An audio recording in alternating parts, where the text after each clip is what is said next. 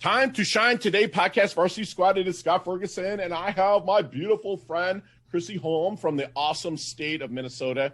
There's only one downfall about her. She went to this U of M school, this Blue Flu.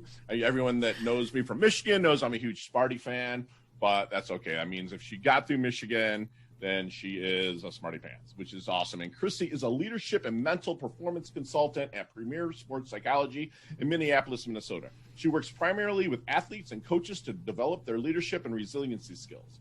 Chrissy is a former NCAA and world champion rower or crewer or whatever they call that. That's awesome. I always want to do that. As well as a former coach at the D1 collegiate level. And she left off that she could probably dunk on me if we started the ball. And she also played, I believe, at a professional level in netball, if I'm not mistaken. But she's just a rock star athlete. She helps other athletes and other people really level up. And Christy, thank you so much for coming on. Please introduce yourself to the Time to Shine Today podcast, Varsity Squad. But first, what's your favorite color and why? Ooh, favorite color is purple because it is a sign of royalty. And I'm always looking royalty, man. Yeah, I'm looking to get at that level, right? You know what? Athletes that have excelled like yourself, purple is almost 100% their color. There's a method in my madness for asking purple, the color, because, one, I can get a feel for the person when they say their color. And also, two, all of your marketing will be built around the color purple, which you'll see when it rolls out. At least it's not maize and blue. I'm good with that. But no, seriously, purple is a mix between the cool blue and the fiery red, and most athletes have that in them. So I knew you were going to say purple. I actually had a bet with my man, Donnie, my producer over here. I'm like, this girl's going to say purple, which is awesome. So let's get into the origins of, kind of growing up, Chrissy Holm, which I had her mom, Ann, on, I believe, in episode 140. And then her mom was gracious enough to introduce me to Chrissy. So let's get in the origins of Chrissy, and let's level up and move forward. Sure. That sounds great. Let's see. So I was born in Minnesota, grew up, played all of the sports under the sun. I think the only sport I didn't do was like horseback riding. But as I grew taller, kind of funneled into basketball. And so that was my main sport in high school. Was going to play at the collegiate level. And then end of my senior year of high school, I felt like, I kind of want to be a student. And I'm a third generation Wolverine. So not just a Wolverine, but a third generation Wolverine. You got a legacy to live up to. Got a legacy, yes. And so Michigan was always my dream school. And I felt like, to get the most out of it, I want to be a student. I want to be really engaged. So decided, okay, I'm not going to go for a scholarship. And after my time spent coaching and really recruiting, I don't know how my parents, let me leave the house after making that decision.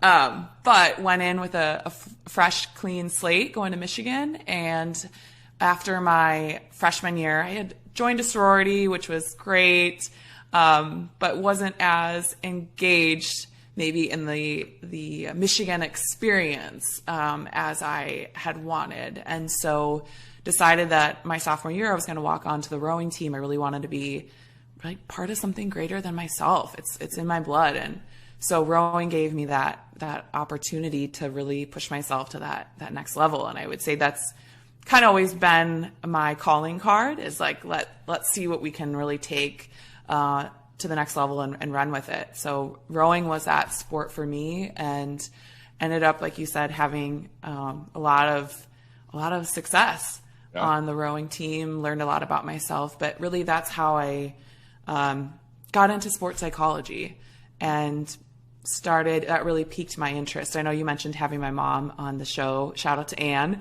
Queen Ann, as she likes to be known. Love it. But she has a background in life coaching. And so I was always fascinated with the mind, with performance. And I would say in my rowing career, I had both really high highs, and then I had a year of difficulty and challenges. And I think I really got in my own way. That imposter syndrome came up, and that was really when I had to go in and decide, okay, what do you want to do moving forward, and how can we learn from this and keep pushing. So sports psychology was it for me. I went on to get my master's in sport and exercise psychology from Brunel University in London, which is where I played netball, which is probably the only sport where we play in dresses. So that was a big, like, all right, here we go. But it was kind of fun to tie in similar to basketball, and ultimate frisbee are kind of like the two sports that they would come together. There's no dribbling in it, No dribbling. Okay. Nope. You run with the ball, and it was fun to kind of come in as the American. I played goal shooter, and where all the girls from the UK would, stand on their tiptoes, wouldn't even jump to shoot the ball. And here I am, like, doing a jump shot and, dunking a couple times. I won't do it today, but there's no backboard, right? I mean, no backboard. So if you miss, you miss. It's like not even a brick. I mean, it's not, So Chrissy, it's out of here. With you, did I hear right that you kind of took your senior year off from sports in high school? So I kept playing basketball, but just decided I don't want to go for that scholarship. I don't want to continue playing. Yeah. Gotcha. What did your parents think about that? I think my dad cried. It was maybe the first time I've ever seen my dad cry. Oh no.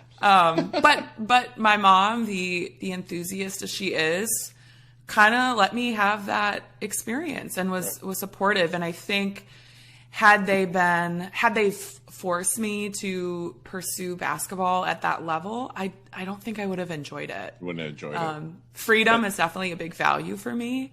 Right. And so, I really appreciate them kind of stepping back, swallowing that one and letting me figure it out. So and ultimately, I think it ended up really well. So you're in a sorority, you're Greek. But I bet from what I'm hearing, you probably missed out on competition because you don't really have much of that within the sorority, right? So that's where you kind of was like, you got a competition bug maybe and went out for the crew or rowing team. Yeah, I think where those two, rowing and sororities, I was in Sigma Kappa. I think where the two really met was and found their sweet spot was at the Michigan Mud Bowl, which is where it's flag football, and I was quarterback. Okay. So I'm running, I'm like skidding in the mud and really taking it to the next level. And they're like, "Who is this girl? What is she doing?" She's a beast. Yeah, like, where did she come from, and why is she taking this so seriously? But that's always been in my nature. I'm like 110% all the way. Love it. So, what do you think makes a great mental performance coach or consultant? Good question. I would say the ability to really connect with an athlete, with a client, and get in their shoes, get in their head, really understand where they're coming from. I know that that's something that I've had to learn. Kind of a hard lesson I had to learn was that it is really important to come in, to get to know whoever you're working with and not just shove all these, skill sets down their throat. Right. If they're not ready for it, they want to be coached kind of where you give them the tools in a sense, but they've got to perform it. Right. I mean, so they're kind of taking over where like you don't see Belichick or someone like that on the field. You see the actual player. So what is your secret sauce then to helping an athlete maybe find their blind spot so they can excel? Yeah. I love that you brought up self-awareness because I think that's so huge. Really it's helping them to slow things down and really notice where they're putting their energy and attention. Where are they focusing? I think there's a lot of bells and whistles, in mental performance coaching, in sports psychology, and if you're not able to be aware of what you're thinking about, what you're doing in the moment, it's just extra. So where I really what I like to bring in is mindfulness. And I know that's kind of a buzzword. Everybody talks about it like, just whatever you got, throw some mindfulness on it. It's like this Band-Aid, but right. I think it's those crucial, those who really practice it and understand it know that there's nothing sexy about it. It's really just sitting down and training yourself to be able to focus, get engaged with the present moment, and slowing things down is kind of the first step to kind of look around and be like, okay, yeah, right. Here there are some blind spots, and if I'm moving too fast, I'm not gonna be able to really look at those. And you help them do that. And so what's important, like I have a very high end, he plays behind the, he's a catcher in maybe Major League Baseball that I coach with Mindset right now. And we talk about this a lot. But like, how about the importance at the level of people that you're coaching, Chrissy, on visualization? Like, how important is that? And what maybe some secret sauce steps might you implement to help them be mindful and visualize their success? Yes, excellent. And I love that you made the connection between mindfulness and visualization, and how you kind of got to be able to get yourself in the moment to then kind of imagine what you want to do. And I want to clarify a little bit. So visualization, you're really picturing what you want to be doing, or going through a past experience that you'd want to tweak and do better. But I want to take it to that next level of imagery, which actually incorporates all 5 senses.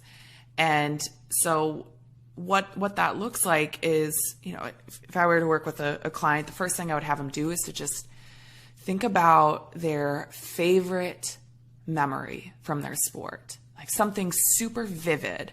And I would ask them to describe, like, what do you see?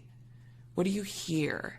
Right? Can you, if it's sports, what can you smell? Like the sweat. What does the gym smell like? Yeah. Can you hear the squeaks of your shoes on the basketball court? Yes. What do you, can you feel the silk, the slickness of your jersey? Right. And when you start to incorporate those things and make it really vivid, that's where it becomes powerful, because what we see is that the same parts of your brain light up as when you are thinking about doing some aspect of your performance as when you're actually doing it. So it really is this mental repetition. You're creating this mental blueprint of how you want to perform. And it's great for, again, changing or figuring out how to bounce back from adversity, and also to anticipate future challenges and think about, how do I want to step in that? So you're really primed and grooved and ready to go.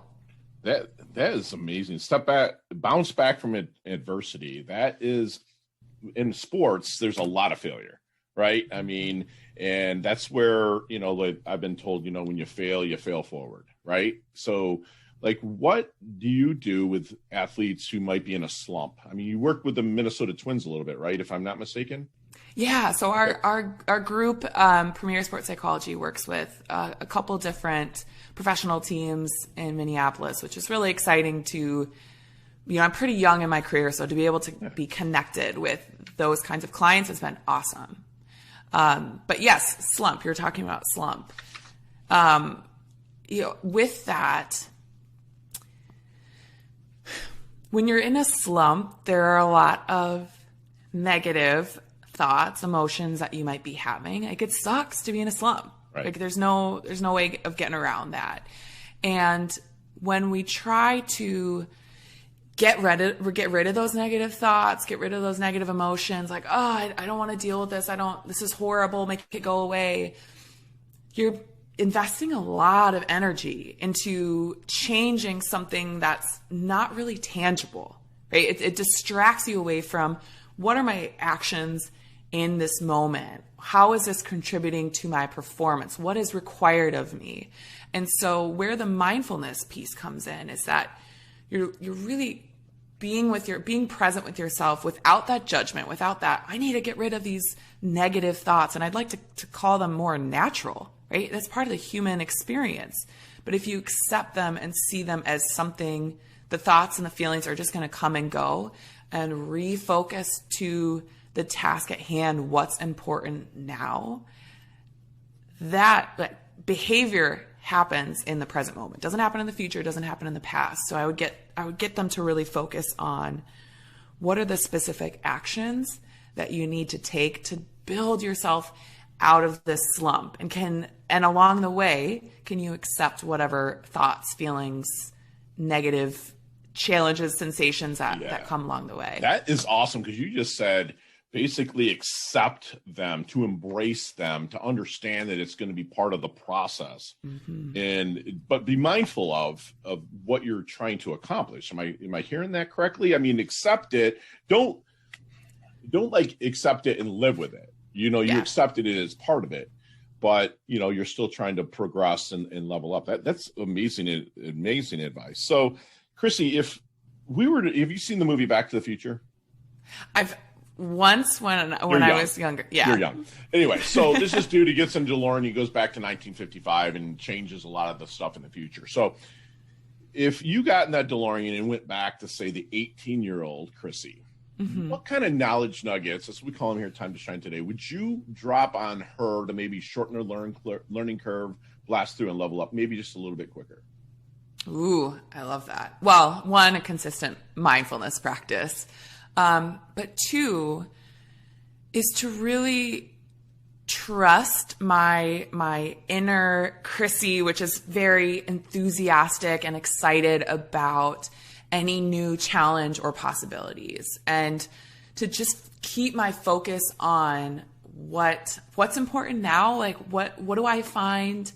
How can I be curious about whatever challenge I'm going through?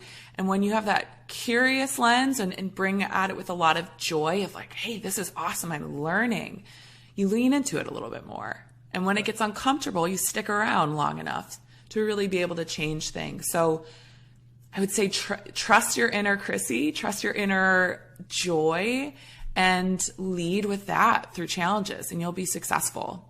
Wow, that's amazing. And you're so young to say that stuff. It's awesome. So give me some bad advice you've received. I love it. Bad advice I've received. Probably to not, so I say, I want to preface this a little bit. I know that I say, don't try to change your thoughts. Don't try to change your emotions. But it doesn't mean ignore them. And some bad advice would be to just ignore it and keep grinding, right? Like we get told that in sports all the time. Like, it doesn't matter what you're feeling, suck it up and just go for it. Right. And it doesn't work. It doesn't work. Stale. It's stale. Yeah, it's a fast track to burnout. Yeah. So really just using my emotions, emotional intelligence, another buzzword, but there's a lot of research behind how that affects performance, especially with athletes. If you're understanding what your experience is, emotions really are signals to tell you to pay attention to something. And that helps you get into the present moment where you can change your behavior.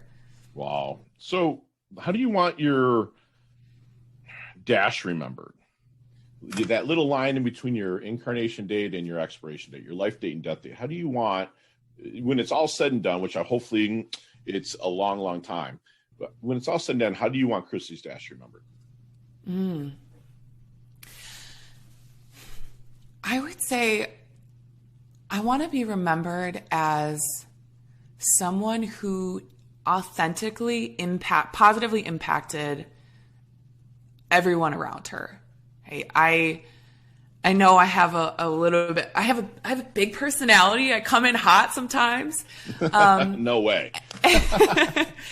And I don't want to dampen that. I think, if I try to be small and to, if I get in my own way, get in my own head, sure, I'm not letting that shine through. And so trusting that and really using that for good and impacting others and so that they can achieve their best, be their optimal selves. Beautiful. And I want to do that authentically. I want to really do that through connection. Love it. I love it. And so what keeps Chrissy up at night? What keeps me up at night? I think distractions. I think trying to take on too much sometimes. And I really get spinning. And so, it's been important for me to not only preach mindfulness, but to practice it. And over the last 2 months, I've stuck with doing 25 minutes a day, first thing in the morning. And that's really helped. But when I zoom out a little bit and look at society, it's so easy to be distracted. Sure. And when you're distracted, you are pulled in every which direction besides what's happening now. And so I see in my work and just in my personal life, people who are unhappy because they're either glued to their phones or just caught up in like trying to predict what's going to happen. And so not only for myself, but others, like that's something that gets me really fired up, is how can I slow down enough to eliminate or to better handle distractions. Right. Our attention is our greatest commodity, Absolutely. but how can I help others as well? Love that. And you are such a go-giver. And so let's take out our cell phone. Let's take out anything electronic. What are 3 things that Chrissy can't live without? Ooh, let me see what's on here that I can't live without. I have my meditation timer. Okay. I use Insight.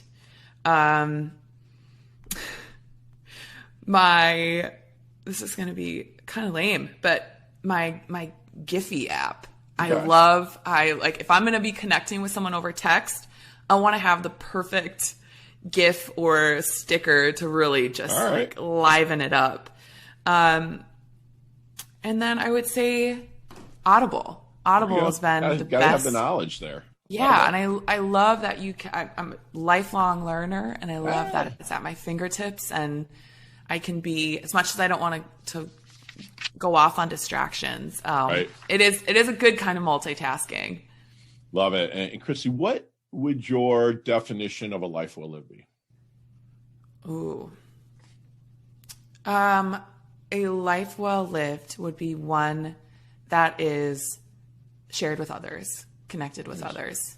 I think we've learned over this last year how important it is to be connected. And it can be when you're really chasing something, you're pursuing a high level of whatever you're doing, that can be isolating at times. So making time to really share that with people. Got it. Love that. Yeah, that's connection is so huge, what you just said, especially in the pandemic. We're in day like 9,280 of this quarantine thing. So, so we're going to move into our leveling up lightning round. Are you going to be ready to rock with that? Oh, yeah. I'm a Wolverine. Right. Let's go. That's right. So we're going to move on to the leveling up lightning round with my awesome, beautiful friend, Chrissy Holm, just as soon as we get back from thanking our sponsors and affiliates.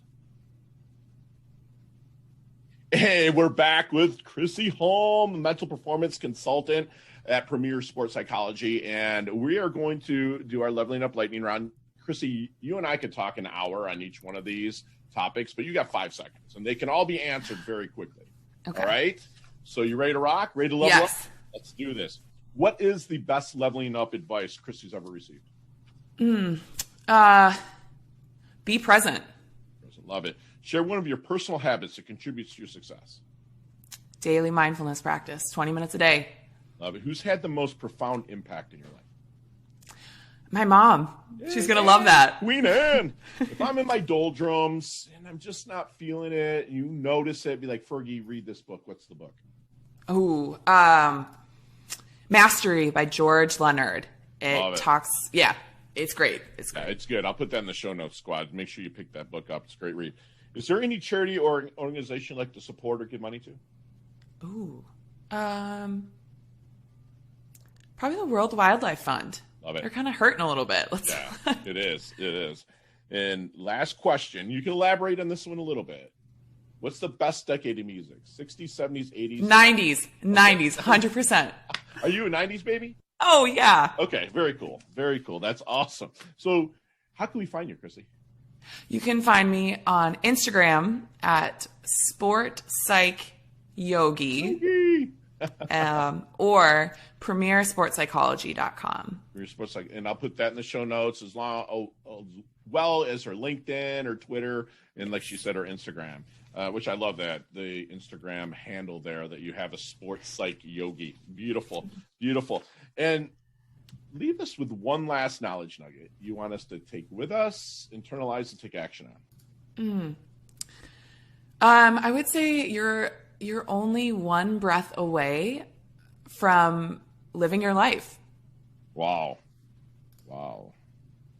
That is amazing. And squad, you have just been privy to listen in or watch in on a fantastic masterclass with my really good friend, Chrissy Holm from Minnesota, my Wolverine friend who values freedom. You know, a good coach has the ability to connect with their athletes or their clients. She's going to help slow things down where they can focus their attention on what really needs to happen. You know, visualization and imagery is very important. So Chrissy is so astute to understand that not only like she nailed it when it came to like the five senses that you have, like when she puts you in a situation of the great time that you have, that's how you can pull someone forward out of a slump by helping them feel mindfulness and accept the thoughts and maybe enter a state of flow, not so much reject it, because Chrissy made a point that when you're rejecting things, you're putting so much energy into that you're not focusing and visualizing in through imagery to really go forward with what you need to do, because you don't have the energy to do that. You know, she said the behavior happens in present moments, and that consistent mindfulness practice, be open to new challenges, lean into it, and trust your inner voice. That's what she would have told her inner Chrissy, and that's probably what she even tells herself now. You know, she tells us that emotions are signals to pay attention, embrace them, move forward, use them as power to move on forward. She's going to be remembered as an authentic person that made an impact, that she really cares. She's the ultimate go-giver. She thinks that connection with others is paramount. So any chance you have to connect with somebody, whether it's opening a door with a smile on your face for somebody to walk through, make it happen every day. Like, people know that my New Year's resolution is to make someone smile every day and never meet a stranger. That's my two things. So Chrissy lives that. And she wants you to take away from life all the good things and not focus on the negative. And Chrissy does just that. She levels up her health. She levels up her wealth. She's absolutely beautiful inside and out. She's humble yet hungry, an awesome competitor, a Wolverine, but I'll let her slide today. Chrissy, thank you so much for coming on. You're amazing. Can't wait to collaborate with you in the future, and we'll talk soon. Great. Thanks, Fergie. This was awesome. You're welcome, love. Talk soon.